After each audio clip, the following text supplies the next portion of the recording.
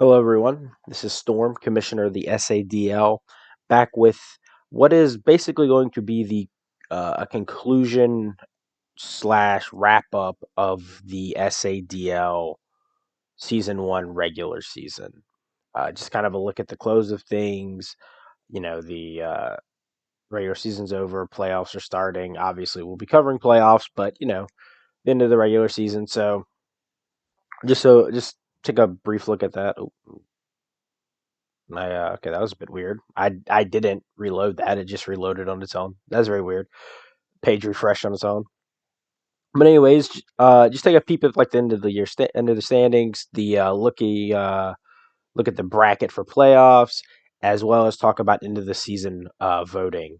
So this right here, these are the final standings for SADL season one. As you can see, we have all the teams correctly, listed out in the standings. Um, Obviously, the thing that jumps out the most is the Safari Rhyhorns were removed from playoffs. Um, we haven't heard from Bernie, who is the coach. So as of right now, they're not in the playoffs, or well, say as of right now, they aren't in the playoffs. They won't be in the playoffs. The Minnesota Glow Kings, who held the seventh seed, have been moved up essentially to kind of take their place. Um, they will I will keep them in the standings where they are because technically that is their season-ending record. Even if they're not in the playoffs, they're still that's where they place in the season. They're just removed from the playoffs because of I guess a technicality or the fact that they just seemingly disappeared. They have no coach. So yeah, this is basically the breakdown. Um, er, nothing really else to say. I mean, you can kind of see everything's out there. How everybody did the records. A lot of up and down this season for some teams. Some teams just seemed uh, like they had it though. They just clicked. One loss teams, couple teams that only had very close losses, and some teams just couldn't get it together. Some teams tried to make late rallies. Very eventful season though. We see some pretty difficult schedules here. The King City Kingers 57-43 SOS. It's pretty strong, to say the least. The strongest on the list by a decent margin. And then some of your higher teams, uh, myself and the Baltimore Bullet Punches 43-57 is pretty bad. The weakest schedule. So very interesting to see um, how that all played out for this season. And yeah, I mean, I hope big shout out to all my coaches. I'm extremely thankful for y'all for making this season possible and for making any more seasons. I mean, we do have season two planned. I'm saying that like we don't know if we're doing a season two. We are doing a season two, but for making the future seasons possible as well. I appreciate all of y'all. Um, with that being said, though, we're going to move right over to look at the playoff brackets. Um, Real quick. And this is what the playoff bracket looks. As I said, the Safari Rhyhorns are not in the playoffs. They would have had the fourth seed, or no, sorry, fifth seed. But they're not here. So this is the way the bracket is looking, kind of. So obviously, it being a six seed playoff means that the first and second have a first round bye. The third seed will play the sixth seed, so the New York Munchlax will be playing the Minnesota Glow Kings, and the House of Mouse, which is the fourth seed, will be playing the fifth seeded Anchorage Beartics. Now, the way the playoffs work, unlike a traditional schedule where one team will leave and go to the other, or I mean, the bracket is planned out where one team will win and then play the next team.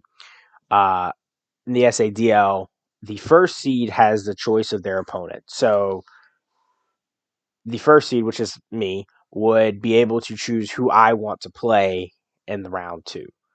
The second seed is just stuck with whoever. So it's kind of pretty interesting because there's multiple advantages, as in like just like the first two seeds both get a bye, but the first seed has an extra advantage. So it makes the first seed that much more valuable in the playoffs.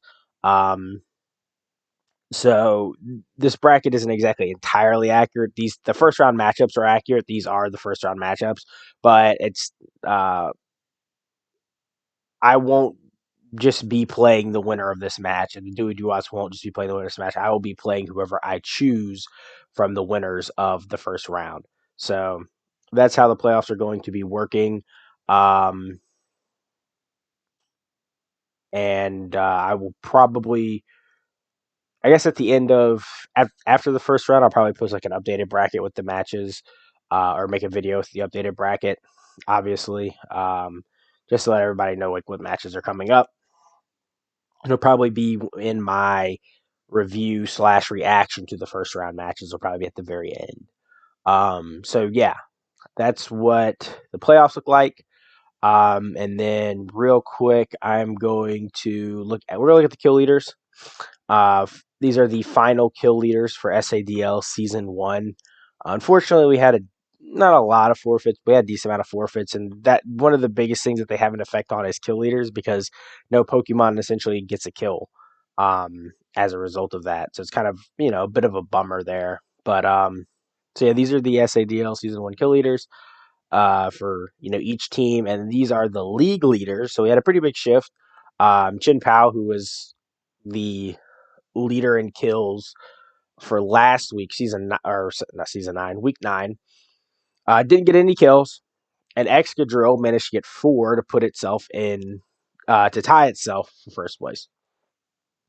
We have we have a 3-way tie at 13 with some pretty defensive Pokemon, and then we have another 3-way tie at 12 with some pretty offensive Pokemon. It's very interesting for the league leaders, or kill leaders, should I say. Uh, Kind of got a little exciting there towards the end when we had Excadrill basically just jump up a lot. I think it had, pretty sure it had 4 kills this week. So had 11 the week prior, jumped up to 15 to tie Chin Pao for the spot of kill leader. So that's the official kill leader statistically. Um, that being said, though, I'm going to go over the voting system. So the system that we decided to finally go finalize for the season 1 awards is basically each coach. As you see right here, coach's name. That's a required field. Make sure you put your name, coaches. Um, and then if you scroll down, you'll see all of these different questions, or I guess not really questions, but spots to fill in. And it's basically you're listing 3 finalists. So I guess like your top 3 of each thing. So list your top 3 Pokemon for MVP, your top 3 Pokemon for best offensive Pokemon, top 3 for best defensive Pokemon.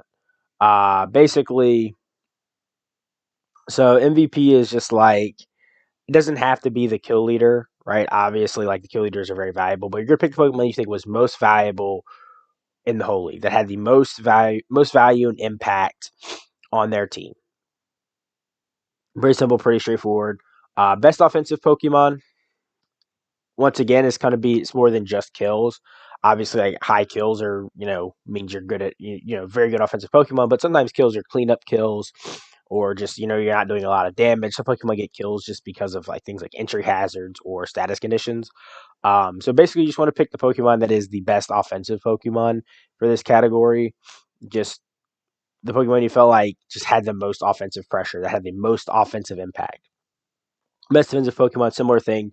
Which Pokemon you felt was defensively the most impactful throughout the season, right? The one that was just seemed to always be in the way. Walling Pokemon, taking hits, outlasting opponents, stuff like that. Best support Pokemon. You're looking for your Pokemon that were, had good support and utility. Screens, hazards, spreading status, wish, stuff like that, wish support, stuff like that, clerics. Pokemon who are doing that sort of thing. Those are the Pokemon you want to vote for in that kind of category. Um, Best coach. So, which coach you felt was just the best. Obviously, the Pokemon only go so far. They need a good coach behind them. So, which coach you think was just the best overall coach this season?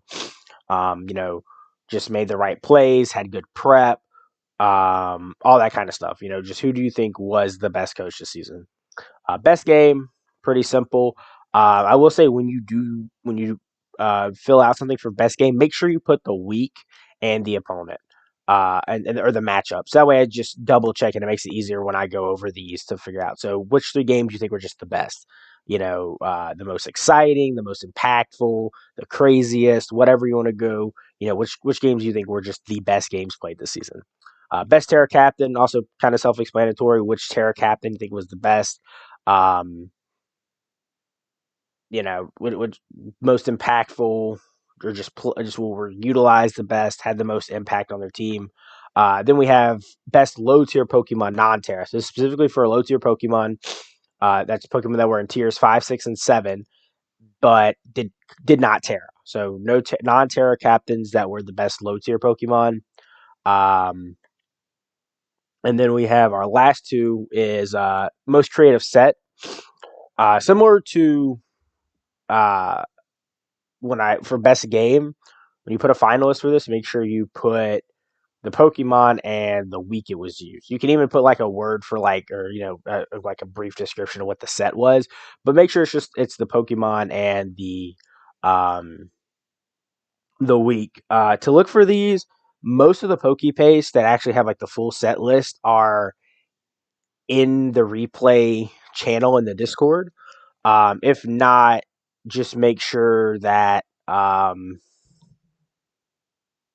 maybe ask the coach for it if that's the case. If you're like, oh, I wonder what this full set was because I'm not sure if if I want to put this down or not. Just ask the coach. Reach out to the coach or reach out to me. I might have it as well. I do have most people's PokePaste week to week, and then three finalists for best pickup. This is the best Pokemon that was picked up during the season, meaning it was a Pokemon that was not drafted by the person who had it. Like it was not drafted; it was something that they picked up throughout the season, like basically a free agent pickup, or a trade.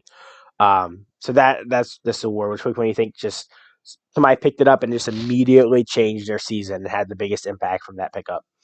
So yeah, those are the three. Not the three finalists. Sorry, I keep saying that because that's what it says. Those are all of the award categories that we're doing this season. I took some suggestions from you guys along with some ideas I already had. I will say, obviously this is a lot. It's very, a lot of different things. And I know not everybody has like a lot of time to just pay attention to everything. They're focused on their own teams. So I did not make it to where you had to fill out all of them. I would like you to try to fill out as many as possible. If you're just like one where you're just like, I can't figure this out, or you only have one or two answers, that's fine as well. Don't have to fill out three, but maximum three. I said three because that's the maximum I want. Fill out a maximum of three for each category. You can do one or two, or you just don't have to fill it out at all. But I would like you guys to try, so that way I have the maximum amount of options to choose from. And then basically after this is done, and I get these all collected, I will post the actual ballots that have the finalist, and you will choose one of the finalists, and then we will get our award winners from there. So try to get these to me pretty quickly. I do want to try to get this all done like before the league ends, or season one ends officially, before the championship match, the finals. So please get these done as fast as possible. I will have the link to this in the description of this video. I'll have the document link. Fill them out. Make sure your name is required to put your name, and then, like I said, fill out as many as possible. Another thing, go back to my old videos. If you're like, I don't remember, because obviously the replay channel is just loaded with replays, and it can be a little bit to sift through. But just go to my old videos. I did a weekly reviews of every single game. So just watch those videos, find a game. You're like, oh, I want to know specifically what this Pokemon did. Okay, look at the video, find it. That's a good way to find best games, best sets, stuff like that as well. That are very that we don't have like the kill leader sheet for. So yeah, um, do that please, coaches. I appreciate it greatly. I want to have a I want to know what you guys think about thought about the first league. Who you thought was just playing really well, who was utilizing their Pokemon well, which Pokemon you think were just the most impactful. So, that being said, that just pretty much wraps up our conclusion, or our wrap up of season one of the SADL. Thank you, all my coaches, once again. I appreciate y'all's participation. Um, Sticking through it. I know we had a little ups and downs there. This is my first time running a draft league, brand new to it, so it's like some hangups here and there and stuff like that. But thank y'all for sticking through it with me, and I hope y'all had fun and hope y'all will return for season two. Obviously, the season's not completely over. We still have the playoffs, but a lot of people's journeys ended here, and this is the most. The majority of the season is over by far. The most mainline part of the season is over. So, with that being said, everybody be safe. I will see y'all when I post the round one game reactions.